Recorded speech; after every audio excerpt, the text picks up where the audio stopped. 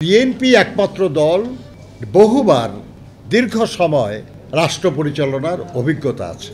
আর আগামী নির্বাচনে যারা অংশগ্রহণ করছে তাদের মধ্যে আরেকটা দল আছে যে যারা আপনার আমাদের সঙ্গে সরকারে ছিল, কিন্তু যখন সমালোচনা করে তখন আর কি ভাবটা এই যে তারা কোনোদিন কোনো সরকারে ছিল না আর কি, একেবারে নিরপরাধ আর কি সব, কিন্তু দুইজন মাত্র ছিল।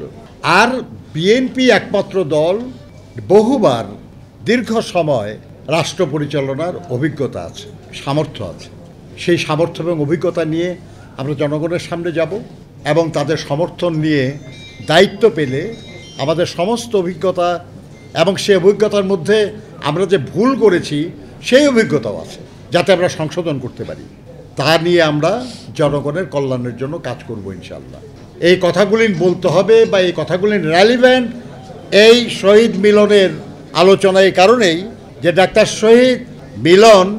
শহীদ ডাক্তার মিলন তার লড়াইটাও ছিল গণতন্ত্রের জন্য, তার লড়াইটাও ছিল গণতন্ত্রের মাধ্যমে অর্জিত যে নতুন রাষ্ট্র ব্যবস্থা হবে সেই ব্যবস্থায় জনগণের বৈষম্যহীন জীবন, জনগণের নির্বিঘ্ন জীবন, সুবিচার পাওয়ার সুযোগ সহ জীবন, এই তো ছিল কাম্য।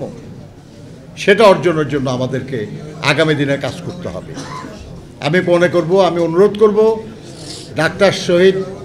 শহীদ ডাক্তার মিলন এবং অন্যান্য যারা আমাদের বিভিন্ন আন্দোলনে শাহাদাত বরণ করেছেন, মহান মুক্তিযুদ্ধে যারা শহীদ হয়েছেন, তাদের সবার স্মৃতিকে যেন আমরা সবসময় মনে রাখি এবং সেই অনুযায়ী আগামী দিন আমরা এগিয়ে চলি। আপনাদের সবাইকে ধন্যবাদ।